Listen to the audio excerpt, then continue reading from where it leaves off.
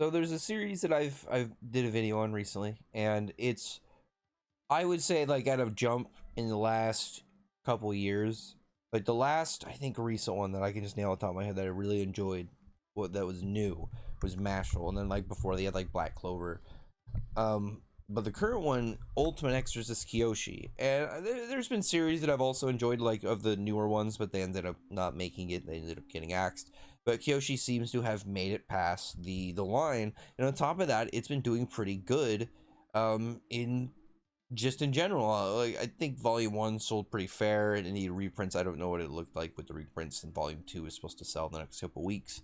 I'm looking forward to that because it's actually done pretty well and increased in popularity, which has been a really big hype because it ended up starting to drop, and then it got an endorsement from Oda, and so people checked it out because he was a assistant to Oda. He ended up talking to Oda, asked him to, asked his mentor to read it. He ended up liking it, gave it his endorsement, and so a bunch of people checked it out and then liked it. And I think the reason for that is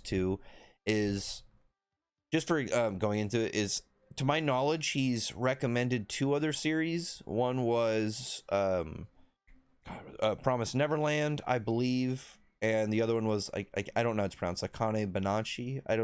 I haven't read it. It's the one about like stage plays, and I know from at least some of my Oda lore, he's like a big fan of Japanese style stage plays, so it made sense that he was going to like that. So anybody that would like that style of stuff, it would make sense they would go there. It's a niche thing, but like obviously somebody who is probably I would imagine the most publicly, like worldwide publicly known as like in that niche area would go to towards that. You would go to influence towards that. But with Kyoshi's you, if you read this, like, you can, this is a very shonen vibe series. It's like, this is a very core shonen vibe series, which I like, and that's a thing that I think Oda recognized about the series, because a lot of the series that I always end up really enjoying have that tone to it, and that's one of the reasons I like Black Clover. That's one of the reasons I liked Mashal, and I really like this series. This has a also it that, like, the tone, obviously, like when it comes to the comedy, I can more so, I would say, the comedy, I can see like the influence of Oda, and then I see like influence of stuff like I know like it's Shonen Jump, but I do see like this tone, or at least the same kind of roots of influence of Shonen that like Fairy Tail comes from, stuff like Bleach. I swear though that when it comes to direct influence, like, this guy has to like Yu-Gi-Oh. That's like the one series I feel like that I know this guy hasn't mentioned, but he's got to like Yu-Gi-Oh. I feel like just from like the style of like the characters, like everybody's dressed so stylized in this manga, and like Kiyoshi has the, like, his whole outfit, like he's supposed to look very Exorcist edgy, like he's wearing all black. He has, well, I think his hair is naturally red actually, but the sides are dyed black, and he's got like, yeah, because his eyebrows are red too. I'm trying to remember, because I was thinking for a second, because we're introduced with this, and it was like one of those things where it's like, okay, well, we don't know entirely about character hair colors, but you do get Akari, and her hair is pink in it at the start. But we do see him in a flashback. It looks like his hair was red when he was a kid, so the black is just like an addition. And he's got like all these piercings, he's got like tattoos, and like his nails are painted black, and rings, and he's got like these like heeled boots. I was gonna say high heels, but I don't think they would constitute as high heels. But it's all in like a way to give him off this kind of like superiority presence of like this prodigy exorcist he talks about at the beginning of the series. And I'm pretty much just gonna, if I haven't already mentioned it, obviously, and if it's in the title of the video, it's gonna be kind of a recap of the first, well, we're at 26 or 25 chapters. I'll probably do 25 and then do 26 as a straight review, because the most recent chapter was really interesting, and I do generally want to talk about this a lot on the channel, because the last couple I really wanted to talk about, like Build King, Candy Flurry. I funny enough, like that one Icehead Gill, I liked that, but it was, I like the world. I really like the style of the world, and I like that the main character used ice, just because it's very uncommon. It's uncommon when characters use elements, but like usually, like there's some direct ones that are more common, things like light, and then like fire, and then and whatnot, steel, like just like things that are very direct and kind of give off more heroics. Like things I feel like when you kind of delve a little bit further out of there, you get like less common. Also, I feel like that was one of the whimsical things about Aang, just as a callback for Avatar. I'm still mad about this new series apparently that's been teased. I don't really want to talk about that, but this is gonna make me angry in the middle of this. But I'm talking about Kiyoshi right now. I don't need to go into things that agitate me. Kiyoshi actually makes me really happy. Like the series was really funny because when it was first shown, it had that like the first pictures of it had exactly what people thought of the tone that Shonen Jump was going with Kagurabachi's success, with that it was going to be like very kind of like stone cold face, more edgier designed main characters, but that's the whole point, is you're supposed to expect that from Kiyoshi, but in reality his power level is based off of his sheer level of raw capability. Like he is just a prodigy, and we know this from stuff like like if you've read the recent chapters, if you're caught up, it's not a big spoiler. They have like this, they have essentially like a power control training way of playing ping pong, where it's like if you don't put enough power into it, the ball will stick to the paddle. If you put too much, it'll destroy the ball. So you have to be able to, it's like a control mastery type of game, because you have to be able to get to do it subconsciously also while playing a game while you're competing against other people. So it's something that he has as a weakness. Like he is very powerful because he has this raw natural capabilities. He does have training. Like you do see that he trained at a point. I don't think there's a statement of years. I don't remember. I think there is, because like generally, because when it's around when he talks of when he first met Sakaki and got saved by Sakaki. So I can't remember exactly. I think it was 10 years or something like that. I'll double check later. It's not important. But the whole point is he has a lot of raw capability, but he doesn't have the experience and he doesn't have the confidence. And as we see, as well as he doesn't have he has a lot of the power and he has like a lot of the capability, but he doesn't have a lot of the mastery of it, which is very important obviously when you get into the higher stages of things, because he's a character that you're going to obviously be seeing a lot of these characters that are way higher level, because he is at the level of the pretty much the big rank cross paladin, which is, it's not like, easy comparison examples, it's not something like Hokage, it's more something like captains in Bleach, where it's a rank within the Exorcist whole organization, because they have like they have their own group that they work with. It's this whole Exorcist group. It's more like a church, and there is a whole ranking system, and the people at the top are called cross paladins. And I'm still hoping one day there's like a higher rank, like they need, like maybe it's something kind of like how you have generals and admirals, but you also have like a fleet admiral and stuff, where you only have it for times of war, and you would only have something like something higher than a cross paladin when you have something like major going on and you're in like a war against the demon realm kind of thing. And that's something I think too. I like that we actually have bits of the demons, like of their whole structure very early on, because like we've just in the first chapter you essentially get the tone of the series really well. I'm not gonna stick on the first chapter so long. I'm gonna kind of like jump between, but like obviously the first chapter is the first one, and it's the most important for understanding the series.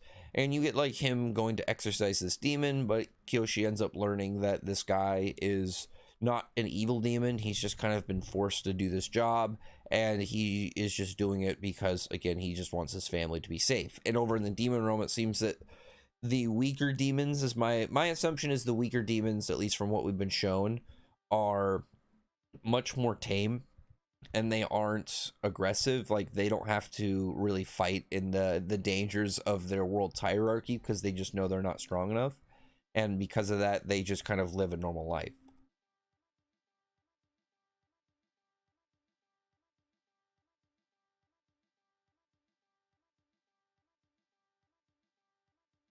I wasn't talking there for a second. There's gonna be a few seconds of silence.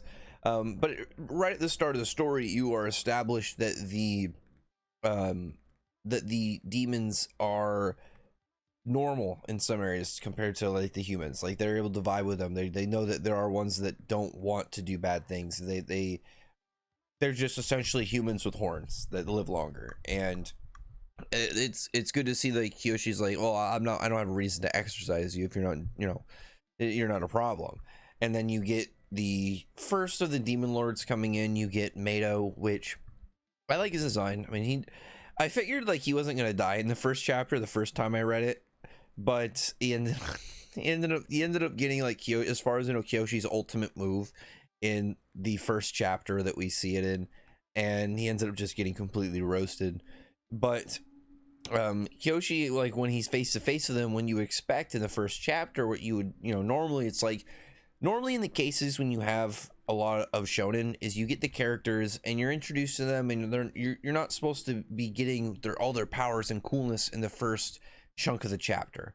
You're getting more of like them as just kind of talking and maybe being goofy, and you're just learning about them. And then later on you find like at the end of usually the first chapter you see their powers and they pop off and do some cool stuff. Kiyoshi obviously does that, but like when he's first introduced with this villain, he's like, he passes out on his feet like out of fear. He's just nervous. He doesn't really want to fight this guy. But when the demon that he goes and he helps ends up going, pushing him out of the way and like trying to talk to him, he ends up getting attacked by the demon lord, who is like going to say he's gonna kill him and then kill all of them and just start going doing his things with humans. And that's when Kiyoshi locks in and he does some main character stuff, because this whole thing is like, even though he's afraid, he is more afraid of losing people important to him, because he has, you would guess it, the shonen backstory of an event that caused his parents to get killed, and he is an orphan. So he ends up having that as his in his experience of his life, and it makes sense when you think about it, of him ranking things or his mental pain scale, that the idea of experiencing that again is worse than the idea of him fighting a demon, especially if he has the training and the capabilities to fight. He just doesn't have the experience in combat, so he ended up just smoking this guy in the first chapter. And you just right from there start moving on to getting into the layout of the story. You start to get some of the other characters, like the second chapter starts into going about their graduation, and you see the rival of the series, Hitsugi, which is really interesting because a lot of series generally the main character's rival is better than he is, and he ends up being like, oh, he's one step above him to kind of keep the main character in in check, and he's usually a bit cooler. You could say Hitsugi's cooler in his own ways, but Hitsugi generally is not as powerful as Kiyoshi yet, but he does have a lot of potential. He comes from like a high class family within like their whole world system, and he is someone that Kiyoshi has admiration for, just based off of like his personality. Because Kiyoshi, if you were to meet him, like he has this demeanor that is again more of like it's a guise, like it's a facade. He's holding a front of like I said, like superiority to make himself seem more confident, but inside he's more nervous, and he's nervous to talk to women and like people that he hasn't met yet. But he has this guy who is not, especially like in chapter 2, not nearly as powerful as him, because this guy that shows up, Sada, in the second one, who's a demon lord that was friends with Mato, and Mato got exorcised in the first chapter. So he ends up like smoking all of these dudes who are also graduating from that year from this whole Exorcist setup. And the strongest one obviously out of that squad is Hitsugi, and they don't seem to really actually do too well in a fight with him. This is obviously like Hitsugi before he gets any powers, and we'll talk a little bit about the powers in a minute. But Kiyoshi just comes in, pretty much just one-shots this dude. And I waited a minute for a little bit of the powers, because this is the chapter where you find out his other one. You have general techniques in the series with their Exorcist like techniques. We know about like the energy system. We're learning a little bit more about it right now. It's like I don't know if it's pronounced. I don't know how it's properly pronounced. It's precipit power. I don't know. I'll learn at some point proper pronunciation. But it is, I believe it's like not translate, but its definition has to do with like the like a right of God. So I would imagine it's just like a cool name for essentially like holy power. But I'm gonna look for it as I go so I can figure it out. just because it's a new series. I have a lot of stuff generally kind of like remembered, but there's still stuff I'm still getting hammered out. But he ends up coming in, taking this guy out, and out of their powers, he uses there's like some that seems to just be general techniques that you can learn, but Kiyoshi's main things, he has these tattoos that they call exorcism crest, or no crest exorcism, right? I'm gonna get that mixed up, but I'm gonna get it remembered in this video for the sake of it. That way people will correct me in the comments, but they'll get me later on after I've already fixed it. But they're like tattoo powers that seem to be way more powerful than the general ones, because for example, he has this gun that takes in the water, the moisture from the atmosphere turns into holy water, and he can shoot it out like water bullets. But he also has this one, perfect blue, which is the name of his, because they're all references to movies and name. So all of them have something like Kiyoshi's are Moonrise Kingdom and Little Miss Sunshine. And seemingly, at least from what I've seen, Little Miss Sunshine is pretty much just used for utility and like support moves primarily, whereas Moonrise Kingdom is like offensive abilities. But it's a really cool setup when you see that like that there are other stuff in the verse, like there are characters with like armor type gear and weapons that give abilities and augments to their skills and physical stats and whatnot. There's also just general caster type things like being able to use telekinesis and summoning. But this whole tattoo power, I think personally, is my favorite out of them, just because I think the movie naming aspect of the power is really cool in general. I think that's just a really neat little bonus, just to wait whenever a character shows up and you get some cool power name like that. But outside of that, oh yeah, there we go. Crest exorcism. No, I was getting those mixed up. But the whole setup with that is now you have a general pretty good setup with the power structure, but also seeing where you have stuff in the series like these where, from what we've seen, require almost like a power level requirement to even use one in the first place. Because Kiyoshi has 2. Everybody else we've seen so far, I think, has had 1. Like, we've have other tattoos, but they don't seem to all be crests. So it's hard to really fully determine right now for sure which one is which. So unless someone is shown 2, it's like you just can kind of go with that one. I imagine Sakaki probably is 2, because he's got Men in Black, but Sting. Well, no, because Sting I think is a power of high stakes. Maybe I'm trying to think. It's just a thought. It might be his 1, and then he's got Men in Black. I'm gonna assume though, just for the sake of it, because whenever they say their names, they're usually in bold, like that, like white bold, but like maybe it's different. I don't know. I'm gonna assume for the sake of assumption for right now until we get a proper answer.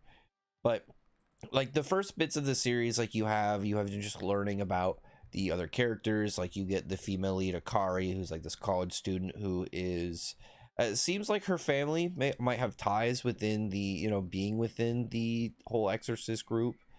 I'm trying to remember the exact names, because I remember stuff like the Gates of Hell restaurant, but I'm trying to remember. Yeah, it's just Exorcist Association. I was trying to remember if it had a special name like Exorcist something, but I've been just saying Exorcist Organization. I've been a word off.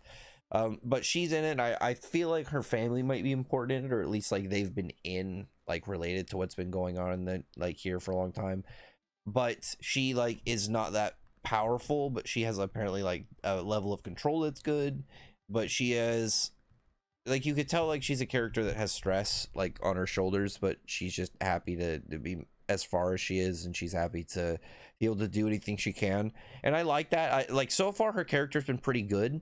I'm interested to see what happens with her from a standpoint of keeping her relevant, because like as far as we know right now, like she's not very powerful, but I imagine that's something that we're gonna eventually see her overcome, because she does not like, we actively have her like not like she's frustrated with the fact that she's not capable of fighting with some at level with some of these guys, because she wants to be able to put in her effort. And I like the direct acknowledgement that she wants to do that. I'm hoping to see her gain a skill.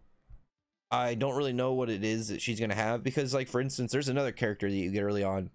I'll talk about Sakaki in a little bit, but Nihon and Jack Joe, because Jack Joe, like, he's this demon that you end up meeting that's also pretty cool, but he showed up to the human world at some point with no memory when one of these other characters is that is in Kiyoshi's class, because Kiyoshi has to kind of like go to school for like kind of cover for right now, which is it's one of those things, like, I'm so glad that the school is never really the focus, but it's just something that exists, so you could use it for like slice of life chapters, or like if you just wanted to cool down and have fun, you just have a chapter where he hangs out with the boys and just does something goofy. But then it's like, okay, well, back to other stuff. We gotta go defend the city and go fight stuff, and then go to the demon world and go fight people.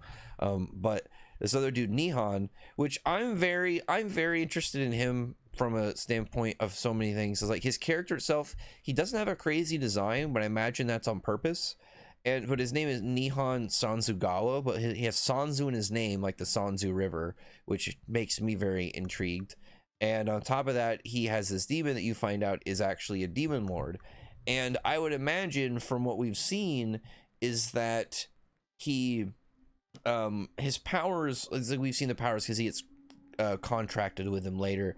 And he, I would assume, would, if whenever they use abilities, it would have to be through him, like we see with Sakaki and High Stakes.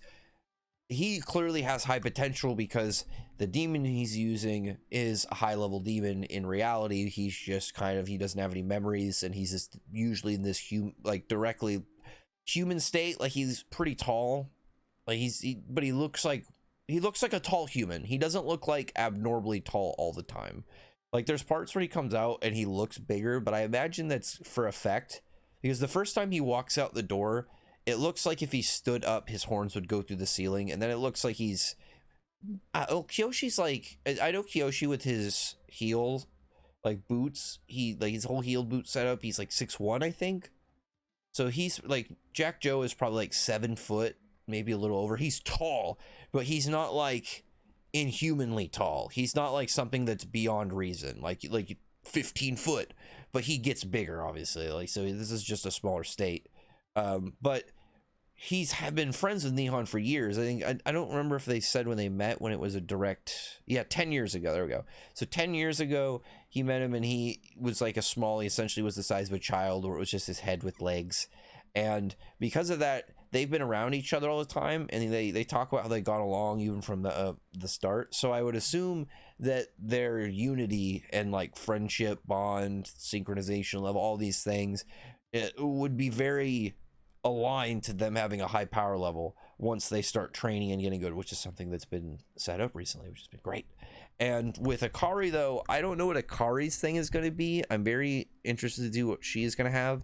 My guess is it's going to depend on what Nihon has. I would hope that, like, based off of what my guess, like, my imagining is, like, because if you see Sakaki is the character. He's the whole older, more, like, kind of like powerful kind of character type. He's the Laxus, Kisuke, Kakashi, all these things. He's that guy. He's supposed to be kind of almost like a role model most of the way for the main character, but not directly supposed to be like their role model. But they kind of are. I guess for Fairy Tail, be more like Guild Arts rather than Laxus. But you know what I mean. It's something kind of like that. Like, it's supposed to be something for the main character, like they're clear, more powerful, superior at the moment. And I really like when you have kind of styles like that. But with everything like that, he uses his High Stakes, the demon he has, uses his power Sting, and he becomes like this thing. He like molds into, I don't know what it's called, but it's like a cup that he drops this dice in, and he rolls the dice, the numbers determine the weapon he uses. I would, like, my idea is, like, Jack Joe would almost, like, his body would go down and his, like, cloth head would be flat, and then, like, on Nihon's hand, and he would lift it up and it would be a weapon, kind of like Harry Potter pulling the sword of Gryffindor out of the hat. Something like that, I think, would be really funny. And maybe he uses the cloth head as something else, as like another weapon, almost like a matador or something, swinging it for like deflection. If he's maybe something like, at least their wild card, because Kiyoshi mostly has direct support or direct attack abilities. I think if they had something like that as a wild card with Nihon and Jack Joe, that'd be cool. So Akari, I don't want Akari, like I don't want to just say Akari be the healer. Like I would want it for like maybe she gets a power where it starts out where she is the healer and it evolves into something more where it's like, hey, just for now, it gives her a spot to advance, but it doesn't shoot her past where suddenly she's like, yeah, I'm suddenly broken now. Or it moves her to where she's adjacent to where maybe like an arc or two further, she's like gets, you know, a power upgrade and it becomes way more capable of what it was previously thought of. But stuff like that is like stuff where I'm really excited early shown, because like the crest too, the crest seemed to be able to really add a huge thing to your arsenal. So like say if she got her base power was like something that was healing, I don't know, I'm trying to think of something just like really kind of like plain, I guess like if they've already got light powers, like give her light healing, but then it's like, oh, it becomes like maybe like purification or like holy, and you could do like holy damage or something. I don't know, I'm just trying to think of something cool she could do, because I like it when characters advance, but I don't want it to be like where they all go at the same time. Because Nihon, I feel like has to be next, just because he's training now and he has to, he has way more general high potential from what we know of than what Akari has.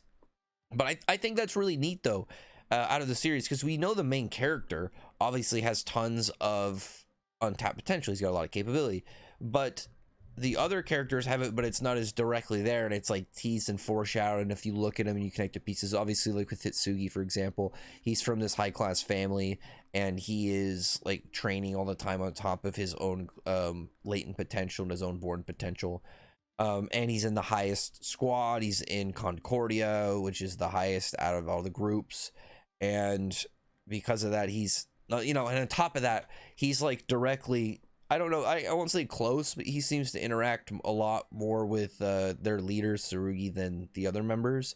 So it's like he's got almost kind of like this Uno setup where he's got a little bit of capability favoritism from the boss. But right now, like with the series, like you see the guys right now, and it was really cool to see the contrast, like when they first showed up and they're, you know, Kiyoshi's just trying to get them not to kill their friend because Jack Joe is like getting hunted by this guy when they first come to the city, and Hitsugi doesn't really believe it, but he's like trying to tell him not to get in the way. Tsurugi obviously is like, I'm just gonna exorcise this demon, because it's one of those things where it's obviously if say like you fought 1,000 demons and you've killed 1,000 demons, you're gonna not assume the next one, you're not gonna think of, oh, what is the morality on the next one, and you're gonna assume that they're bad. But then like especially like when they were fighting with Jack Joe and he started to just go crazy, but he was going crazy because they were attacking him and being dangerous, and they were gonna hurt like Nihon and stuff. So it makes sense of why he would go berserk and why he would get defensive. But in this whole scenario, obviously it led up to where Kiyoshi was going to have to get hurt and then had to kind of like go and step in.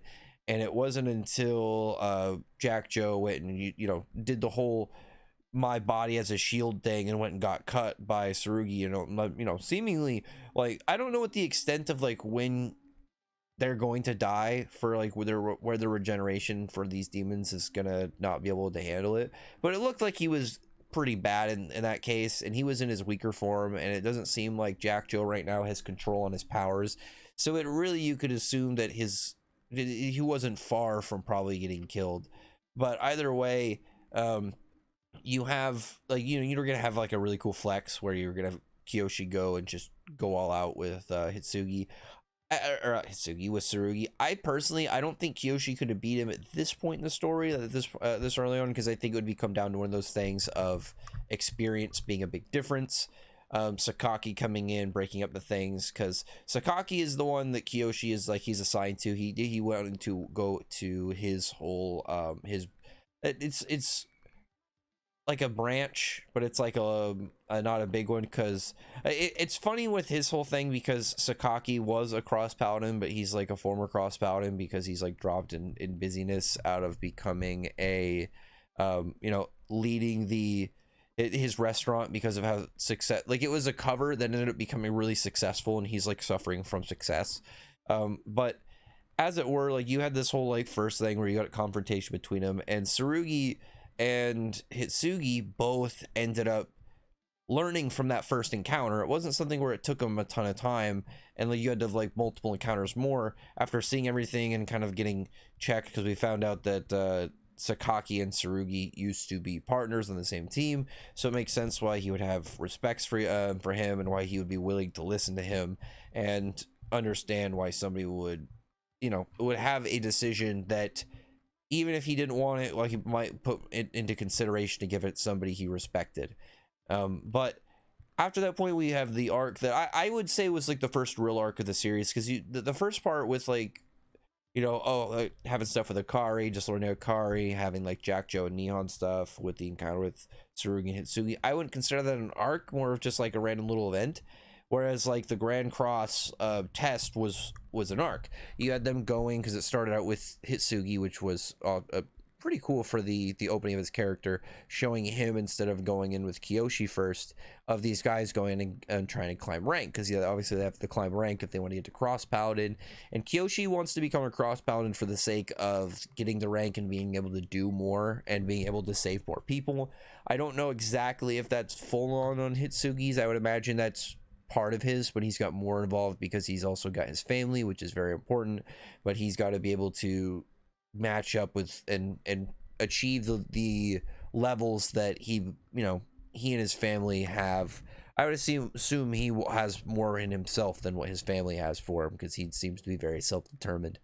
But they're all trying just to gain rank and go just up in within the Exorcist Association. And at one point, like, they're going to meet this guy Zangi Tosaka, who is this older guy. He's 34. He's been in the organization for a while. He's not like low ranked, like he's not like at the bottom, but he seems to be kind of ranked capped, where's his exact rank? Class 1 Exorcist. So after that, you rank up from that, you go to Grand Cross. And let me go back and look at all the ranks really fast for the sake of knowing all the ranks. Okay, actually, I think it's in this chapter where they said. I had it pulled up, and I was like, let me go back one. But let me see. Do they have it on here? Am I gonna have to look for it at a different time? I'm gonna have to look for it later. Either way, with each of the ranks, like, you have a guy who has been stuck at a spot for a couple years, and we find out he wants to move up in rank because his friend who was in the organization with him in the Exorcist Association died on a mission, and both of them wanted to become Grand Crosses, and he's trying to fulfill that promise to his friend. But the problem is he's just kind of stuck, and he keeps coming back and losing every single time. And I think they said he had been in there this is his 10th time. For the past 10 straight years he's been going and failing, which means he's been at class 1 for 10 years, but he's been trying every year and not making it. But you have like stuff where this dude who is like very bad guy looking, Kohei Yana, and it's funny, it's like him and his dad have such like random not important name. His dad's name is Senpai Yana, and his name is Kohei Yana, so it's just in naming close to Senpai and Kohei. So he's like this like shorter dude with like this angry looking bowl cut and just goonish looking face, and he has a power that actually, though, I think is neat, because it doesn't seem to be a crest, it just seems to be a technique. He just seems to have an Exorcist telekinesis thing and be able to pick stuff up and throw stuff. But he's over there like antagonizing, and Hitsugi actually steps in and just, he pretty much just tells him to quit screeching, and puts him in his place, and stuff like that Kiyoshi, that he's able to kind of do that Kiyoshi can't, that Kiyoshi admires, because Kiyoshi will say things if he gets to like a point, but Hitsugi doesn't have that requirement. He'll just say what he wants. We see that in the second chapter too. And we just have like the first bits where like, okay, first game, you guys are in this forest in teams of 3. We have Kiyoshi, Hitsugi, and Tosaka all grouped up, and they're like, okay, you have to get through this forest. You have to kind of just make through it. It's just one of those survival type game kind of situations. And it's just all of these demons they get through, and they explain it. They have these things called cult holes that will form. It's kind of like these natural openings between the human world and the demon realm, and it's very common and frequent in this forest, more so than other places. So it's like all fenced off, and you're not supposed to go there, but they're doing it for the test. And you get like some funny stuff. Like Tosaka's things are actually kind of useful. Like he seems to have a lot of high skill utility, Like first off, he has his summons. He summons Cooks, the Exorcist bird, which he says is supposed to become a phoenix one day, but that's just kind of like a rumor about it. But at the moment, he's just he's a sassy chicken that's kind of skilled, and I really I like him a lot. He's just a funny little guy. He's got some skills where he has some level of like, I guess, compass. He's got a good sense of smell, so he's good at finding stuff or being able to help him get through areas, which I think would be really useful. You'd probably be able to keep notice of monsters normally if you weren't in a monster infested place. But the guy has some other techniques, like he's able to use like just make a shield, make an energy shield just right there. He has like an energy sword. He's got like a lot of just like small stuff skills that he's honed, and I wonder like really what else that he has for in terms of utility that we hadn't seen, because he's probably got more just kind of good usage skills, but not a lot of just like high power, high capabilities. Next time we see him, he'll probably end up coming with a crest, I would assume, just because as far as we know, the crests, like I said, they seem to be like at a level of requirement that like you have to be so strong to use one in the first place, but not like there isn't like as far as I know, like a power, like a stated power level requirement, or like every time you use two, it requires this much, kind of like the liners in Mashal. As far as I can tell, it's not like that. And they get through the forest, like they have this whole counter, like this big wolf, but it it has a more it is reminded of Sakaki from Kiyoshi, where it seems like it's a wolf protecting its territory. It doesn't seem like it's a big demon wolf, but it doesn't seem to be hostile generally. It just seems to be just trying to do its own thing. I imagine it runs into a lot of problems with like other demons as well as exorcists trying to fight it, but it doesn't really want to it doesn't seem to really want to go out of its way to cause problems. But then we get to this next round. Well, I guess this is the third round, because the first round was just not getting hit by all of the boulders that were like projected them as like these low level meteorites from the headmaster. But you have the third round is just like, it's just like a fight between people that are already Grand Crosses, which you have three characters total. Two that I'm like, yeah, whatever on, because you have like one is like the deputy commander of Sanguine, which I think is neat. Yoko Ono, which is another name that is like, oh yeah, okay. You have Senpei, which I'm like, yeah, whatever. He's like he's like the little goblin dad, goblin dude's dad, and he's like just mean guy Magoo of this arc for Kiyoshi to fight. And then last though, because it's like commander of the Green Deep Knights, and there seems to be other squads other than of Concordia. I'm trying to remember the names. I think it's Calum, Concordia, and Sanguine, right? No, those, and then there seems to be some like smaller groups for like people that are Grand Crosses, I think. I don't think that's fully got into yet. And then you have the Demon Realm Special Forces, and those are the ones I want to see, because I imagine all those guys are all going to be nutcases. They're all like the crazy wild cards, because at least from what I figured, that at least from the design, like we see a part where like Hitsugi's just saying, like when they're getting told the rules, Hitsugi's like, okay, so all we gotta do is beat these guys and we win. And it's clear that Shuten, I know just Shuten Toji, I'm just gonna call him Shuten just because like there's like so many characters now you think of that are just named Toji. But Shuten, he just seems to be fast, like he just blitzes right around Hitsugi. I'm so curious as his power. I know there's characters otherwise that smoke, but he seems to be more tied to smoking, because when he's drawn, the way that his smoke is, it's like smoke. There's like smoke when he moves. There's smoke coming out of his mouth when he talks, but it's drawn in a way where the smoke connects and it like goes over his character lining, and his tongue and stuff is like fully smoked. Like, so when he's talking, I imagine you can't see his tongue. I imagine when he's talking, at this point, his mouth is full of smoke. So he's just somebody who can do that. And because of that, my guess is his power has to do with smoke.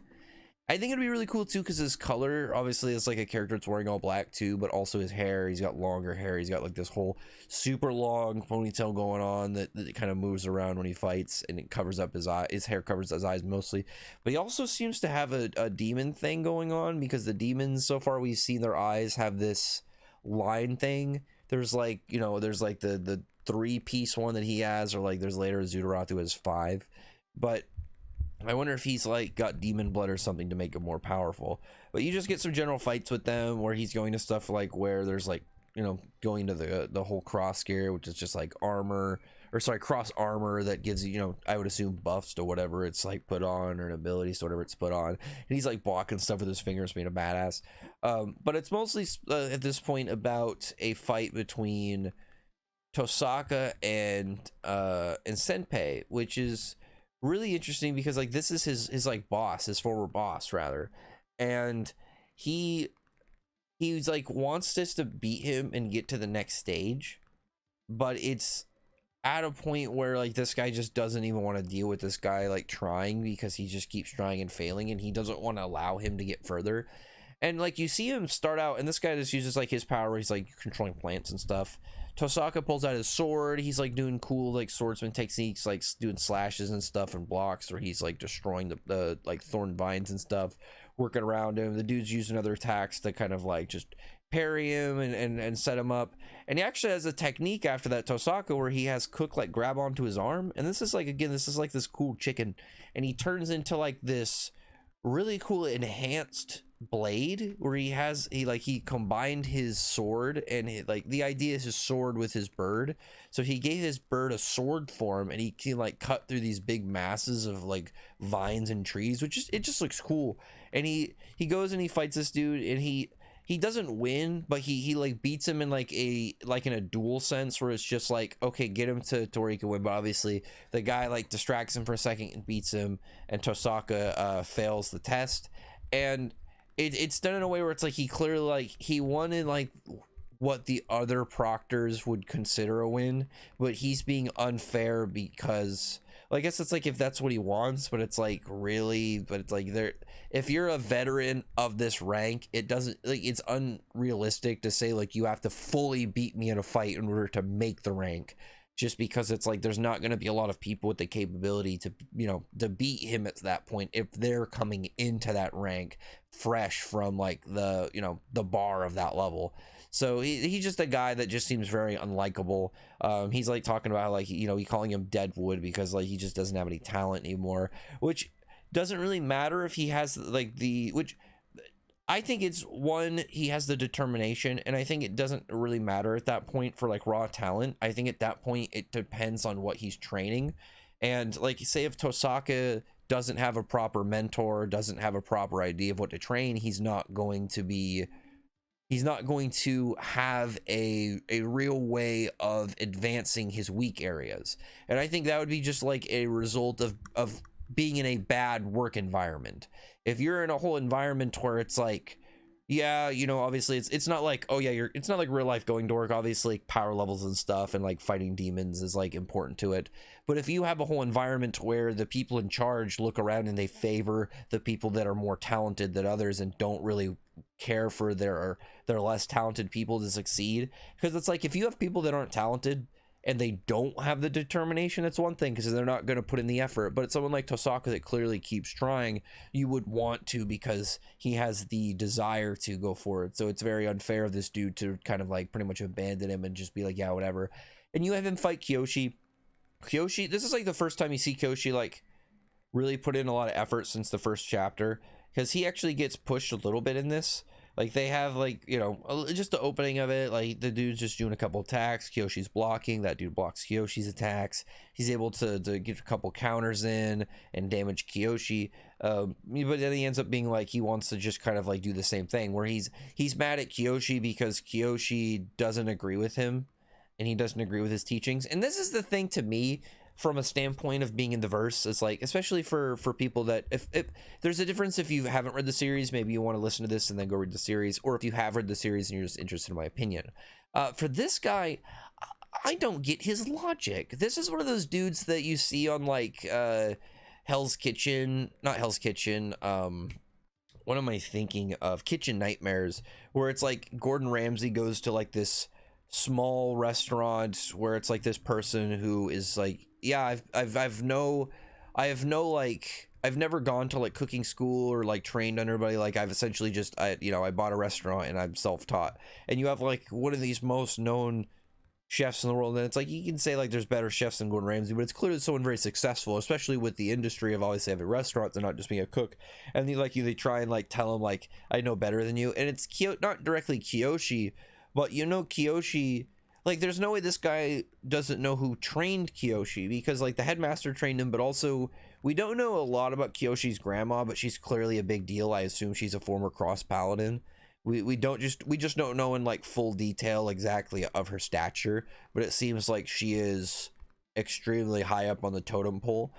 I don't know about like just in general about like questioning the mentality of somebody who like, because he's not doing something nefarious. Like, he's just saying like it's not a good idea to pretty much like, ultimately it's like you shouldn't abandon people for their lack of talent. You can't rank people on their talents just because some people aren't as good as other people, especially like, again, if they're putting the effort, they want to advance. You can't like shit on people's dreams, especially when they're trying. If it's like I want to be a billionaire, and it's like they have $10 ready to invest. It's like, hey, it's unrealistic. But it's like, if you're, I don't know, you're like, hey, I'm one of the top 100 best, I don't know, I'm trying to think, I'm the best in the cards of poker in the country, but I want to get up to the top 10 at some point. That's realistic, because it's like at that point you only have to get past like 39 other people.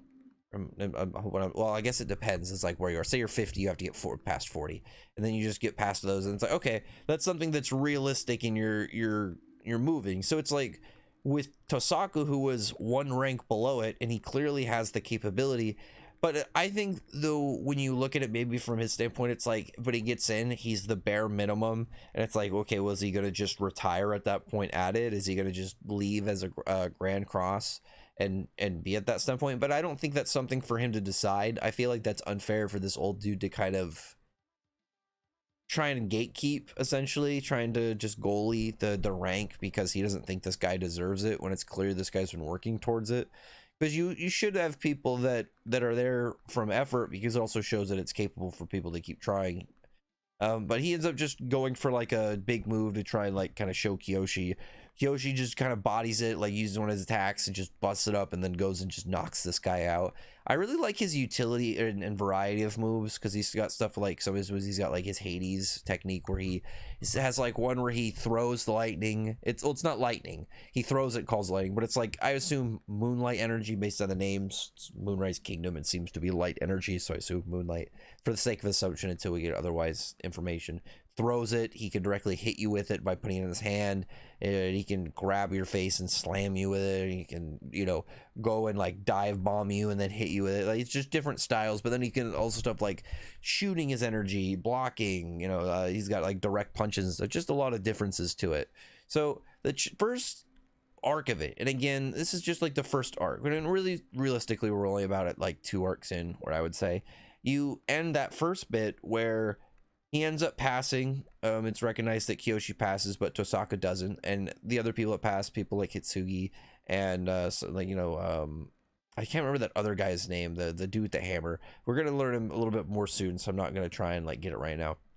But he ends up passing, and you have a really cool moment between him and Tosaka when they're talking, because Tosaka was willing to give up his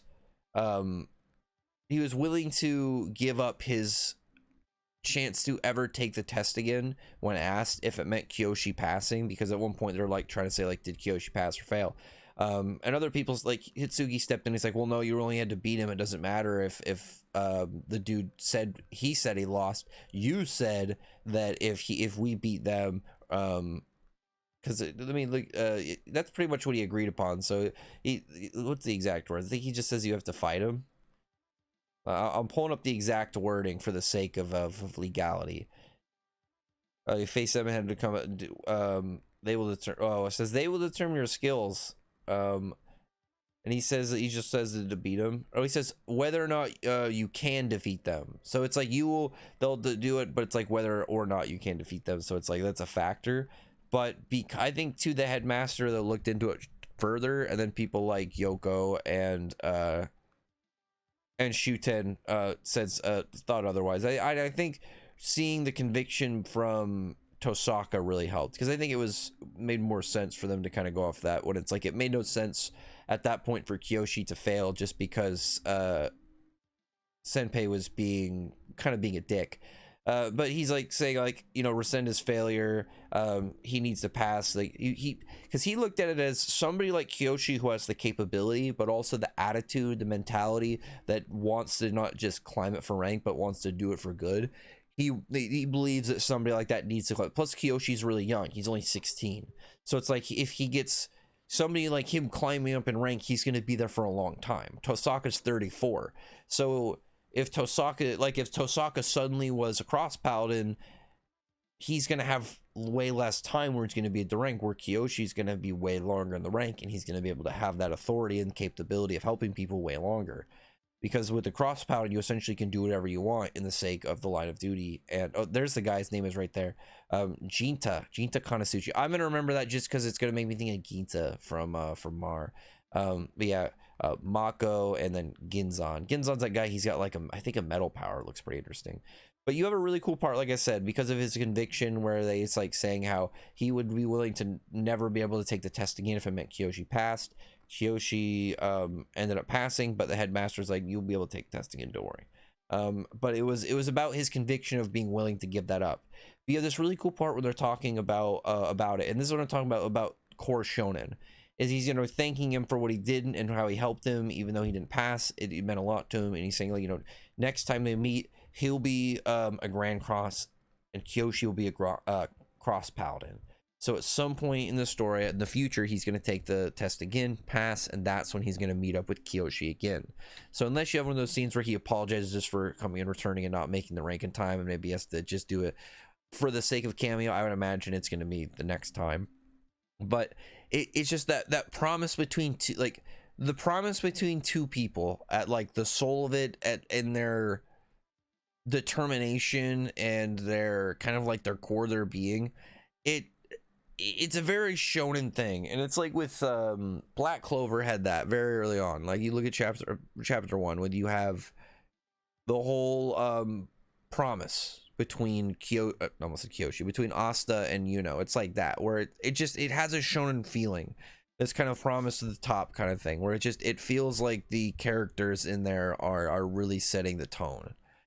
After that point, we get like, okay, the characters made Grand Cross, they graduated that spot, and we immediately move after that point into another bit of information. So Kiyoshi is like going back to school, and so far, like I said, the school is not really, it doesn't feel like school anime. Like I've said, it's been used more of a tool for the plot very quickly. Like Kiyoshi ends up like meeting this girl who's like runs the occult club, and they're like talking about they're like doing stuff to try and summon a demon, and when they see it, it looks really silly, and Nihon's like, yeah, this is dumb, but Kiyoshi's like, talking about this is legit. And this is when it cuts over. It's like Sakaki goes and runs into this guy Yuta, who was a former disciple of his that ended up becoming a traitor and ended up joining with the demons and sold his soul to them. And he is trying to help them make a giant cult hole to start this thing called the Black Parade, which is essentially like this mega opening so the demons could flood in and just cause mass bloodshed and chaos. But they ended up they have this really cool fight where you get an understanding of Sakaki's powers, where he has this whole, I can't remember exactly what the name is called of the game off the top of my head.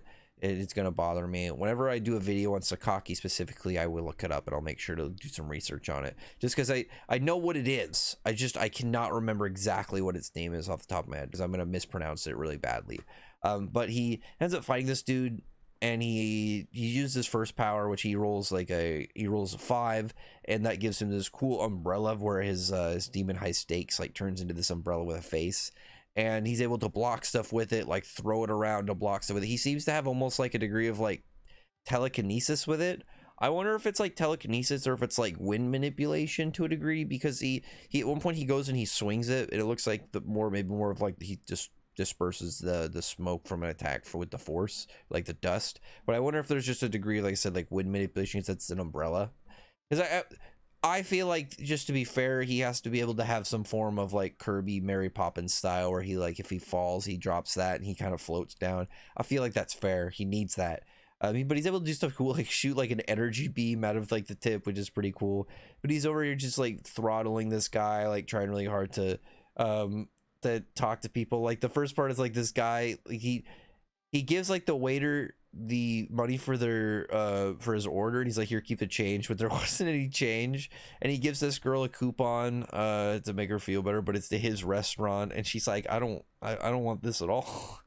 But it's like stuff like that was pretty funny. And you have openings into this where you start to really kind of build into the world story lore, and that's one of the things that I had been waiting for when it came to the story. Like when we opened up early on, the story had a little bit more of like that kind of funny shonen vibe, but that was just because it was very early on, and I was waiting for it to get to more of the plot. We got to more of the plot, but now we're getting to more of world building, kind of setting the tone of like how things and events are going.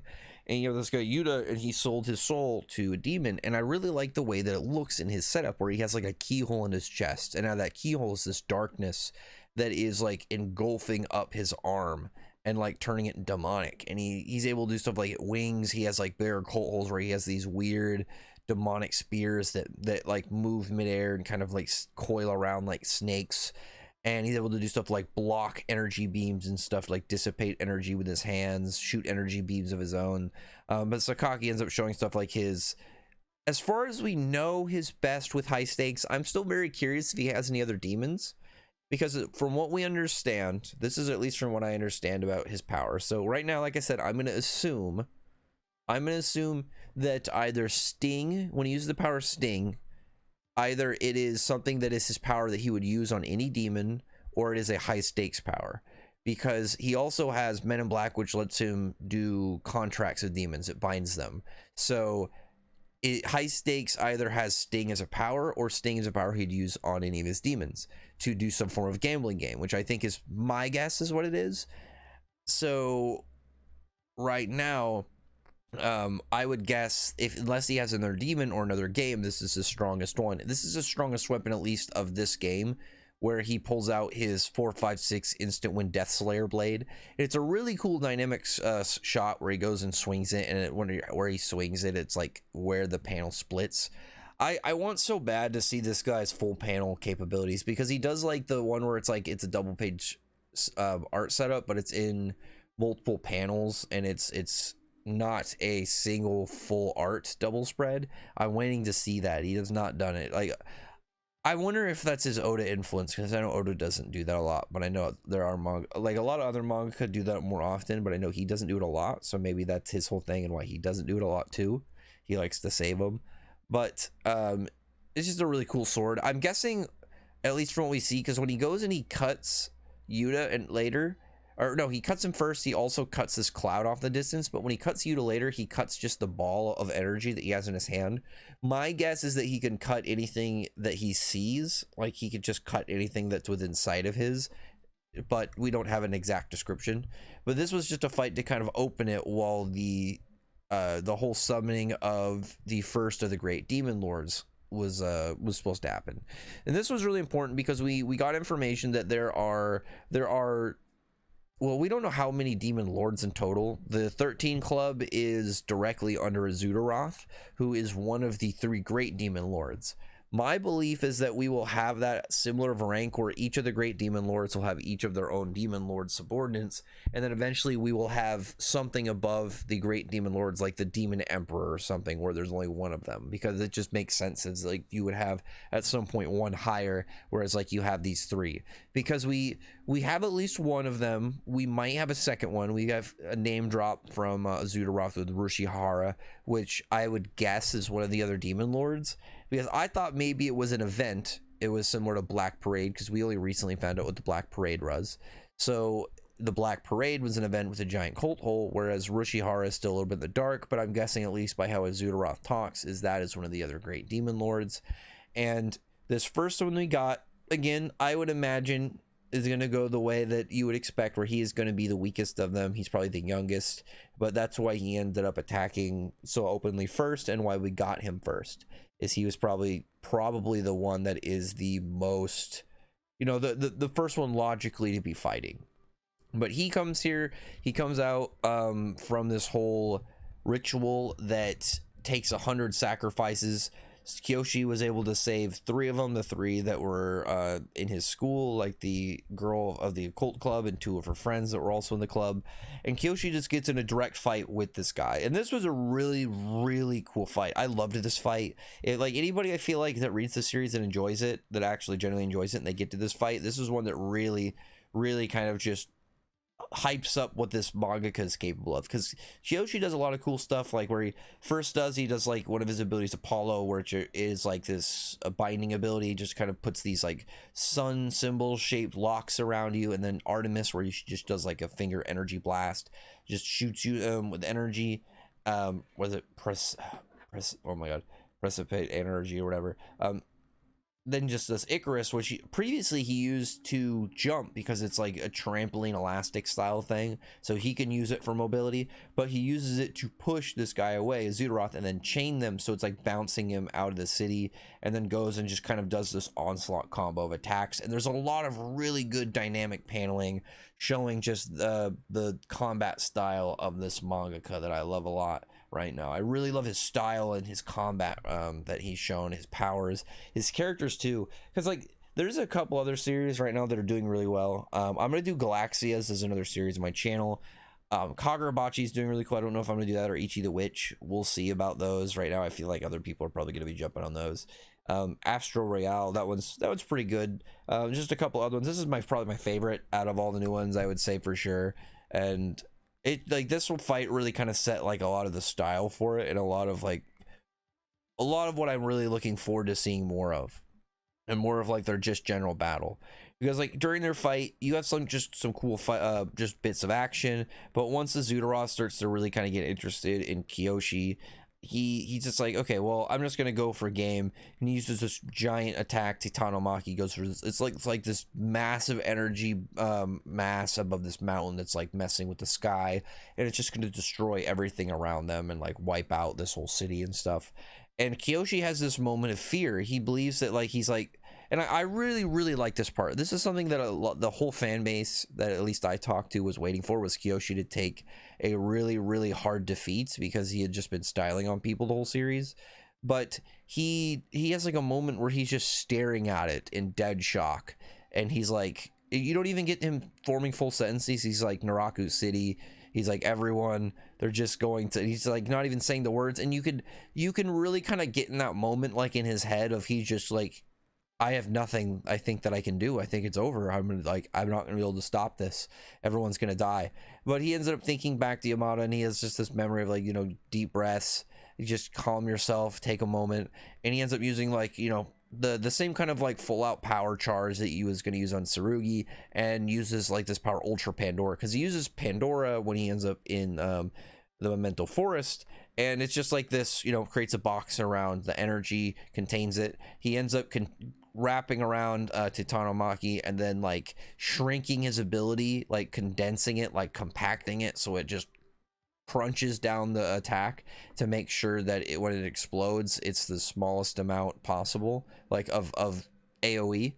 And right after that point, Kiyoshi just goes in for more attacks, starts just slam punching this guy, and he's just ready to locked in, ready to fight. And they continue just again to have more back and forth moments of just fighting. And Zudaroth doesn't seem to be really kind of like ever like he's about to die. It's very clear that Kiyoshi is the one that is the one on the back foot pretty much their whole fight, but Kiyoshi has a lot of high potential in here, and he has a lot of capabilities. But when it seems like he almost got the win, you know, the dude just regenerates, and he's talking about how happy he is because Kiyoshi is like his soulmate. He sees him, he is the person he wants to fight. And I'm very curious as to how exactly this is all going to be set, because with Yamada, we know that he's like 434, I think he is, something like that, 400 something years old.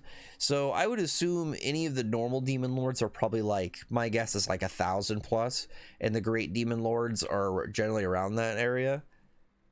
I do believe though that Zudaroth is like he's like one of the high potential big ones, but he's going to be the youngest out of the great demon lords. So he's going to have like this whole thing maybe where he wants to have someone he fights over a given period of time. Like I would imagine, say you were a demon lord, just like you're, you know, I don't know, 1,000 years old. There's another great demon lord, he's 10,000 years old. You talk to him and you're like, man, I hate fighting these people because they all suck and I beat them all. And this guy who's got 10 times the age, and he's just like reminisces about these, you know, imagine these legendary exorcists from human standpoints, but in this guy's mind and his life, he's fought throughout the years. And he's like, yeah, this is my favorite thing. I love fighting these people because they get so worked up. Because it seems like what he wants. He seems to want somebody to fight against that's like his, he gets the best battle out of, and it's his person to kind of just be locked in like eternal combat with. Because Kiyoshi, though, he goes to try and use his attack for that he used against Mado, the Fiat Lux, the cool cross shape of light energy thing with the stars. It just looks really cool, but he was not able to do it. He's ran out of power. Oh yeah, here we go. Percept power. I thought there was an I in there.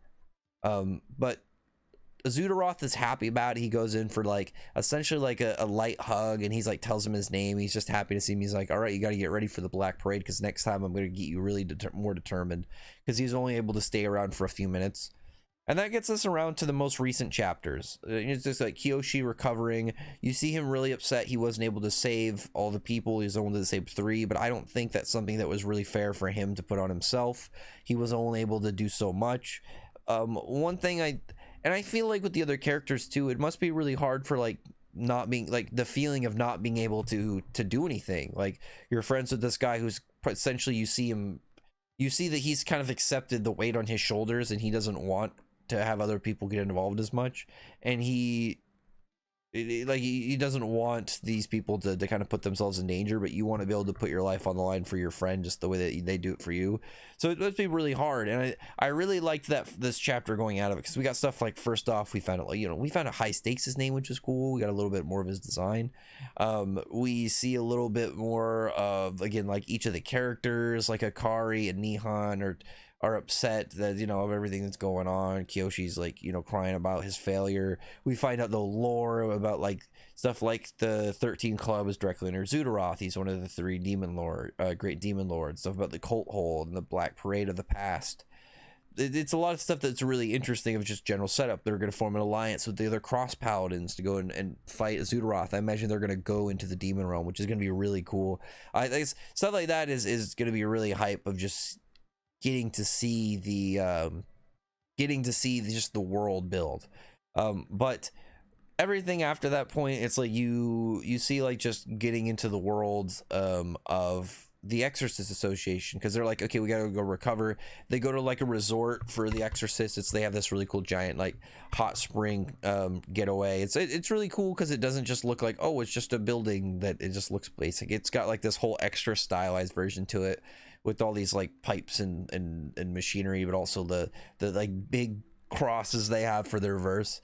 But they're there just kind of like doing their stuff, expanding kind of like world whatnot, and just getting some nice progression. Really just nice additions to what's going on. I really like when we have just world structure, explaining stuff like, essentially like if you drain your power fully to 0, and then you get to, they have this whole thing in the resort. It's really like, it's like this super energy bath, and it will recharge your energy super fast, and it will like go from 0 to 100 so fast that it will force like a slight increase. So it's kind of like with Saiyans, like when they, you know, you give them that Zenzu bean after they're beaten to near death. And then stuff too, like with Nihon wanting and Jackjo wanting to train under Sakaki, but Sakaki's like, I'm not doing that. I'm not taking the responsibility. But then they're going to talk to Tsurugi, which is again really interesting, because they ended up having that encounter with him that was very negative at the start of the story, but now they're over there trying to, you know, they're like trying to talk to him about training, and he's willing to do it, but you know, stuff like his attitude, where he clearly is just like doesn't respond very well when they're like thanking him and bowing. But at the same time, I imagine for him, he feels not guilt, but he has like a degree of like, not their guilt or remorse, but almost kind of like tolerance because of that, where he's just like, okay, right now I guess that we're fine with it. So I'll probably just kind of go into this chapter, the newest one, since it's already here, and I don't need to do a review of the other ones, or a standalone after this one. But like there's just stuff like that, where you have him just, you know, showing that he isn't just a one-dimensional, I want to kill all the demons, I want to exercise all the demons. He saw that Jackjo, after it was everything happened was not a problem. And he's like, okay, well, I guess this guy's not really an issue. Nihon worked up the courage to talk to him clearly to go train under him. He's trained him in some way, shape, or form. Again, I'm very curious to see what that's going to result in. And then just general stuff about what's coming on with the Great Demon Lord and the 13 Club and them all coming up. A lot of their designs, it's silhouettes, but I would imagine some of the silhouettes are going to be as the designs, because some of them look like the ones that were foreshadowed in chapter 1, so I imagine the author is sticking to it. But as of right now, the chapter ended with, like, again, seeing with Akari, because with Nihon in this, you don't get a lot of direct conversation of him and his strife, because he's doing it without Kiyoshi noticing, because Kiyoshi actually notices in this chapter he had like a scuff on his arm. He's like, hey, what happened to your arm? He's like, oh, it's just whatever, you know, I got bit by a mosquito. But it's clearly something from training. I wonder if he's gonna get a crest soon, because like I would imagine being bound like and contracted to Jack Joe would give him a little bit of a fast pass to getting stronger, just like a lightly maybe not slightly, I'd say just a general accelerated rate, because it's not just getting a powerful demon as your familiar, it's also you have a very high synchronization rate, like you guys are already bonded pretty well.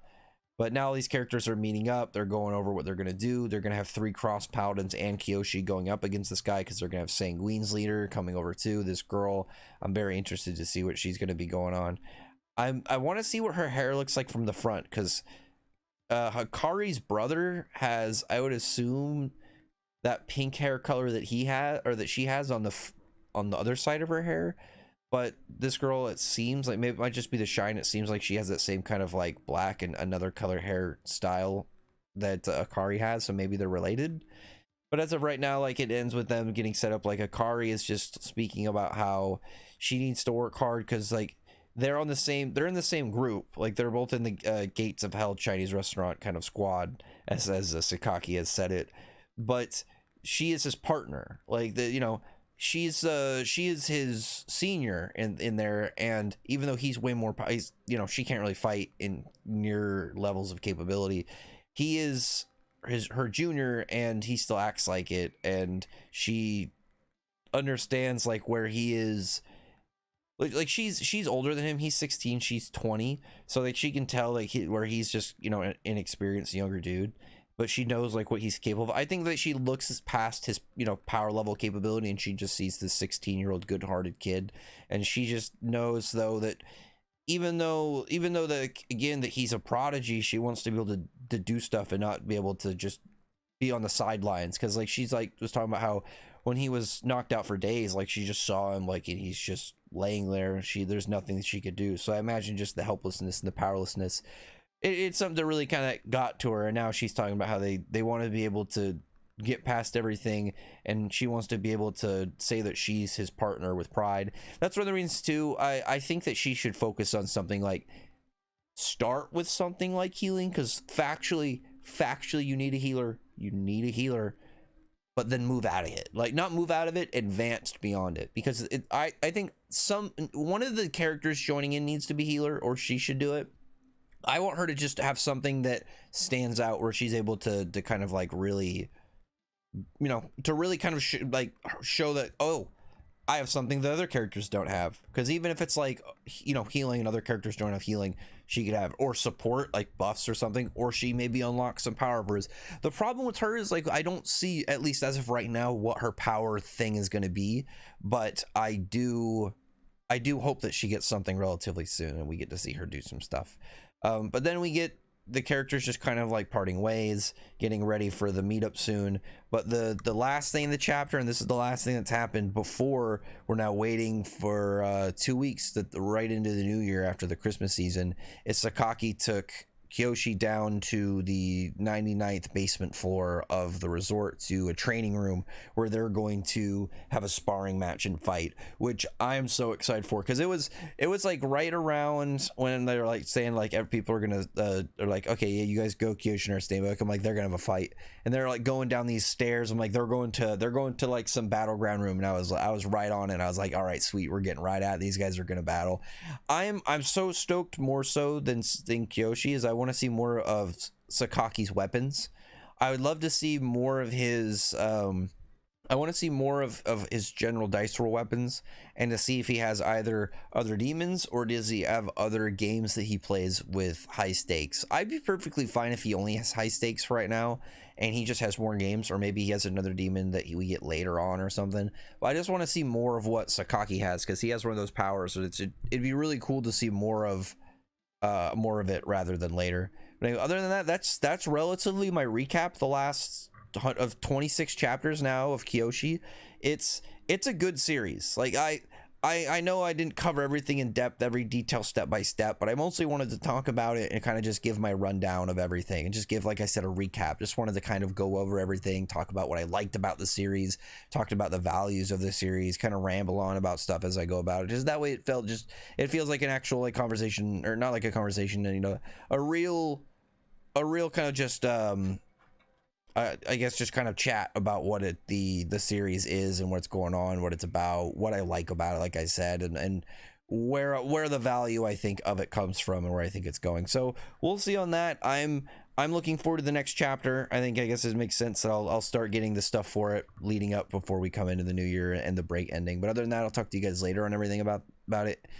Bye.